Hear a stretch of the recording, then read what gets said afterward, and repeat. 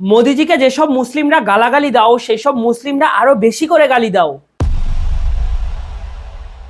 না। তোমরাই বলো কি দরকার ছিল এই ভয়াবহ যুদ্ধের সময় ভারতীয় মুসলিমদের বিনামূল্যে 5 স্টার হোটেলে রেখে ফ্লাইটে করে যুদ্ধ বিমানে সুরক্ষা দিয়ে ভারতে ফিরিয়ে আনার কি দরকার ছিল? অনেকদিন পর বড় ভিডিও এসছে, তো চলো শুরু করা যাক। সবাইকে রাম রাম, ছোটদের বুক ভরা ভালোবাসা আর বড়দের প্রণাম। मैं कितने ही वर्ड्स यूज कर लूं लेकिन इंडियन गवर्नमेंट का मैं शुक्रिया अदा नहीं कर सकता। हम लोग ईरान से आए और हम लोग फंसे हुए थे, लेकिन thank you so much to our Indian government and our prime minister Narendra Modi. Hindustan जिंदाबाद, भारत माता की जय। हमारे बच्चे ने बताया कि हमें बस से लेके जाया जा रहा है और इंडिया का झंडा है, तो हमें यकीन था कि किसी की इतनी हिम्मत नहीं है दुनिया में कि इंडिया का झंडा लगने के बाद उसके ऊपर कोई बम मार दे। जिस तरह से हम अपने बच्चों को शायद इतनी अच्छी तरीके से ट्रीट नहीं कर पाते जिस तरह से सरकार ने ट्रीट करा है। I proud of Indian government. Modi ji का बहुत बहुत शुक्रिया, हमें ऐसी जगह से निकाला जहाँ से पॉसिबल नहीं हो पा रहा था। भारत माता की जय। मोदी जी है तो हर चीज मुमकिन है। Thank you so much Indian government, thank you so much. वहाँ पे हमें कोई दिक्कत नहीं हुई क्योंकि हमारी एम्बेसी ने हमें बहुत साथ दिया है। हमें 5 स्टार होटल में रखा गया, खाना पानी, हमें कोई ऐसी दिक्कत नहीं हुई। Thank you so much. नहीं, कोई पैसा नहीं लिया है, फ्री ऑफ कॉस्ट हम यहाँ पे आए हैं। अच्छा लग रहा है और ये सब कुछ इंडियन गवर्नमेंट की वजह से हुआ है। প্রধানমন্ত্রী শ্রী নরেন্দ্র মোদী ধর্ম নিয়েই তো রাজনীতি করে, তাহলে কি দরকার ছিল ভারতীয় মুসলিমদের ভারতে ফিরিয়ে আনার?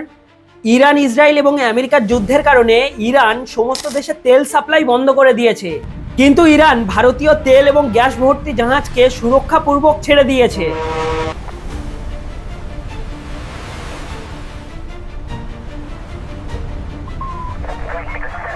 আমাদের প্রধানমন্ত্রী শ্রী নরেন্দ্র মোদী একটা ভীষণ খারাপ কাজ করছে। ইরান থেকে ভারতীয় মুসলিমদের ভারতে ফিরিয়ে এনেছে, কিন্তু ভারতের মুসলিমরা যারা ইরানের জন্য কান্নাকাটি করছে তাদেরকে ইরানে পাঠিয়েছে? পাঠায়নি।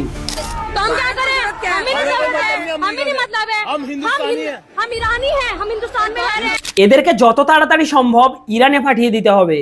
যেসব মুসলিমরা ভারতে খেয়ে ভারতে বাস করে ভারতের প্রধানমন্ত্রীকে গালি দিচ্ছে তারা এই ভিডিওটা দেখে নাও। मोदी जी जिंदाबाद, मोदी जी जिंदाबाद। थैंक यू भारत सरकार, मोदी जी ने बहुत अच्छा काम किया है। अरे वापस आए, बहुत खुश है। मोदी जी का बहुत बहुत तहे दिल से धन्यवाद कर। आप लोग वापस आ गए हैं, किस तरह से वापस आए? मोदी जी की हम लोग ईरान से आए और हम लोग फंसे हुए थे, लेकिन thank you so much to our Indian government and our prime minister Narendra Modi. Hindustan जिंदाबाद, भारत माता की जय। हमारी भारत सरकार तक की पूरी कायनात में सरकार नहीं है। I proud of Indian government. Modi ji का बहुत बहुत शुक्रिया, हमें ऐसी जगह से निकाला जहाँ से पॉसिबल नहीं हो पा रहा था। भारत माता की जय। सुरक्षित आज अपने भारत आ चुकी है। वो शुक्र है एम्बेसी वालों का, मोदी सरकार का, कि उन्होंने हमें यहाँ वतन में कैसा लगा? बहुत अच्छा लगा। मोदी जी ने बहुत बढ़िया काम। We was very confident about the Modi government. Modi ji है तो हर चीज मुमकिन है। Thank you so much Indian government, thank you so much. वहाँ पे हमें कोई दिक्कत नहीं हुई क्योंकि हमारी एम्बेसी ने हमें बहुत साथ दिया है। हमें 5 स्टार होटल में रखा गया, खाना पानी, हमें कोई ऐसी दिक्कत नहीं हुई। Thank you so much. দেখেছো একটা দেশের কর্তব্যপরায়ণ রাজার কর্তব্যটা কি? এখানে কিন্তু দেশের রাজা ধর্ম জাতপাতের ভেদভাব করেনি, সুরক্ষাপূর্বক ভারতীয় মুসলিমদের ভারতে ফিরিয়ে এনেছে। আমাদের প্রধানমন্ত্রী শ্রী নরেন্দ্র মোদী এটা কিন্তু দেখেনি এরা হিন্দু নাকি মুসলিম, সবার আগে এটা দেখেছে এরা ভারতীয়। যখন যখন বিদেশে যুদ্ধের কারণে ভারতীয়রা আটকে গেছে তখন তখন প্রধানমন্ত্রী শ্রী নরেন্দ্র মোদী তাদেরকে সুরক্ষাপূর্বক ভারতে ফিরিয়ে এনেছে। এই ভয়াবহ যুদ্ধের মধ্যে বিদেশের মাটিতে ভারতীয়দের গায়ে একটা আঁচ পর্যন্ত আসতে দেয়নি আমাদের দেশের প্রধানমন্ত্রী। এবার বুঝতে পারছো নতুন ভারত কত শক্তিশালী হয়ে গেছে? যদি এখনো না বুঝতে পারো তাহলে এই ভিডিওটা দেখো। One telephone call from Mr. Modi to both Israel and Iran to stop, it will stop. One phone call. Okay. One phone call from Mr. Modi will solve the problem. এখানে ইউএইর প্রাইম মিনিস্টার বলছেন ভারতের নরেন্দ্র মোদী যদি একটা call করে তাহলে Iran, Israel এবং আমেরিকার যুদ্ধ থামিয়ে দিতে পারেন। তাহলে ভাবুন আমাদের প্রধানমন্ত্রী শ্রী নরেন্দ্র মোদীর একটা ফোনের পাওয়ার কতটা। যারা এখনো ডিজেল, পেট্রোল এবং গ্যাসের মূল্য বৃদ্ধির জন্য চিন্তায় আছেন তাদের বলে দিই চিন্তার কোনো কারণ নেই। ইরান এই মুহূর্তে জানিয়েছে অন্যান্য যে সমস্ত দেশ আছে সেই সব দেশের গ্যাস এবং তেল সাপ্লাই বন্ধ, শুধুমাত্র ভারতের পতাকা যে সমস্ত জাহাজে আছে সেই সমস্ত জাহাজ ছেড়ে দেওয়া হবে। এই ভিডিওটা দেখে নাও তাহলে আরো ভালোভাবে বুঝে যাবে। भारत वालों के लिए खुशखबरी आ चुकी है। 1,35,000 मैट्रिक टन तेल हमारे भारत में आया है। कैसे आया? स्टेट ऑफ हमरोज से देखिए, मैंने आपको सबसे पहले सोशल मीडिया पे बताया था, अगर ईरान इजराइल का वार होगा तो हमारे भारत पे बहुत इफेक्ट आएगा। फिलहाल अभी काफी सारी अफवाहें उड़ी कि गैस कम हो गया, तेल कम हो गया, लेकिन अभी आप किसी चीज के डर नहीं है, क्योंकि अभी हमारे ईरान ने परमिशन दे दिया कि स्ट्रेट ऑफ हॉर्मुज से भारत के जहाज मतलब क्रॉस कर सकते हैं। और आपने देखा VLCC very large crude oil carrier, इसमें तेल लद के हमारे भारत में आया है। अभी मैं आपको लिख के दे देता हूँ, आने वाले 10 दिन के अंदर आप देखेंगे भारत में इतना ज्यादा तेल हो जाएगा, क्योंकि अभी क्या हुआ है, गैस के जहाज भी भारत में आने चालू हो चुके हैं। ईरान ने सारी परमिशन दे दी है।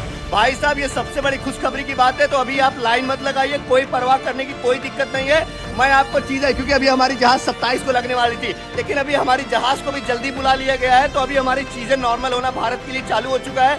तो आप लोग डरिए मत। मैं देख रहा था LPG के लिए काफी लंबी लंबी लाइनें लग रही है। भाई साहब, मुश्किल से मुश्किल 10 दिन लगेगा, आपको एकदम बढ़िया सब कुछ नॉर्मल हो जाएगा। 1,35,000 मैट्रिक टन आप तेल समझ रहे हैं, कच्चा तेल हमारे भारत में आया है। ऐसे ऐसे करके कम से कम 20 जहाज बुलाए गए हैं। अभी आप देखेंगे हम लोग केप टाउन क्रॉसिंग करके, अभी हमारा जहाज अफ्रीका से भारत आने में लगभग 20 दिन लगता था पहले, अभी हमारा बढ़ के 27 दिन हुआ था, लेकिन इस समय हम लोग 25 दिन में 2 दिन और कम हो गया। इसका मतलब है कि नॉर्मल होना चालू हो चुका है, और डरने की कोई एक परवाह करने की कोई बात नहीं है। जितने भी कंटेनर है, जितने भी सामान है, सब कुछ टाइमली अगर कार्गो आएगा जाएगा तो कोई चीजें महंगी नहीं होंगी। और गैस की रही बात, थोड़े दिन में आप देखेंगे, क्योंकि गैस ही बहुत खतरनाक होती है। अगर गलती से उस पर ड्रोन गिर गया ना, तो आसपास के पूरे एरिया को प्रभावित कर देंगे। इसीलिए गैस की शिप ज्यादा समुद्र में नहीं चल रही है। और जिस दिन LPG शिप, क्योंकि आपको पता है LPG के जो सिलेंडर होते हैं वो सिलेंडर से नहीं, एक LPG शिप होता है, उसमें टैंक बना होता है, उसमें स्टोर किया जाता है, उसका टेम्परेचर मेंटेन किया जाता है, तब हमारे भारत लाया जाता है। तो घबराने की कोई बात नहीं है। भारत में डीजल पेट्रोल कोई अभी कमी नहीं होने वाली, सब भरपूर मात्रा में होने वाला है। खुशियां मनाओ भाई साहब, एकदम तगड़ा न्यूज लेके आया हूँ। धन्यवाद।